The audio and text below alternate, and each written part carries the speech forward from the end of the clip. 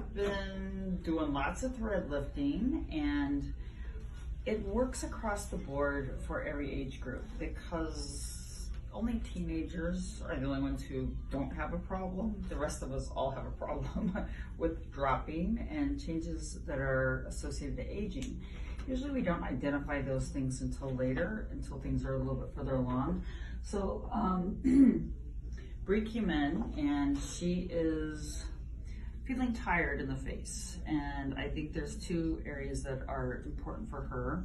One is that she has a little bit of hollowing around the eyes, upper lower eyes, and there's a descent in the face. One of the things, especially for the younger people, anything that's going to lift the face is going to help us and give us more cheek shape.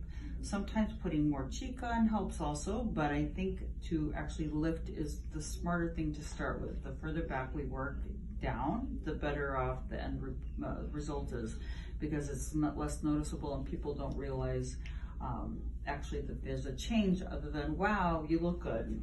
Okay, so start and just give her a little bit of numbing. This is going to pinch a little. It's a little uncomfortable. It's not awful, but it definitely is a little uncomfortable. And I'm doing my thread glue, also known as Sculptra, up here. So the Sculptra, like I've talked about in other videos, it's really about creating a little scaffolding for the threads, but it's also widening her out a little bit. As we get older, things start falling down and we start looking longer in the face, and that's why we start losing a lot of the shape. It's actually from further back, so it makes sense to kind of pad an area that's a little more hidden.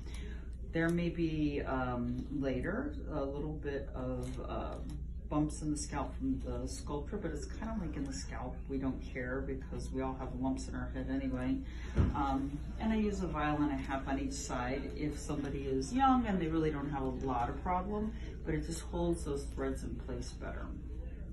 So I do two just to make sure that I get kind of a direction this way and a direction that way more. So I'm just directing this one a little bit further down towards the chin to get a full lift going on here. And it's fully extended into the face, pulling it up and out. This is the two tails of the thread that we're going to cut, and just cut it flush with the tissue. You can just see this is where we're going here.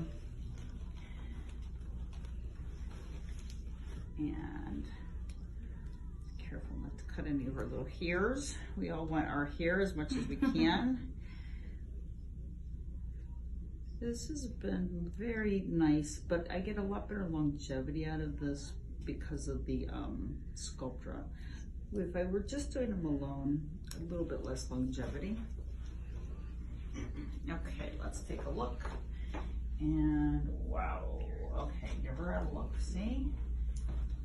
Okay, I want you to take a look at yourself.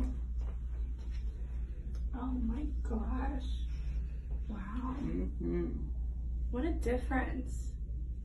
I mean, this is, like I said before, this is why I practice, is to hear people really appreciate their own looks without feeling distorted. So much more refreshed. Right, it actually kind of brought a lot of this up on her lateral eye, which is actually really hard. People are always like, I want this piece lifted. And Botox really doesn't do that. You have to actually lift it out. So we're gonna stop for 1 second. We're gonna take an after picture of just one side being done, which is her right side. And I do think this side is a little bit more problematic on her. She probably sleeps on this side. It's a little more flattening, but we'll see what she looks like when we get done with the other side to see if she needs a little pop in the cheek or not.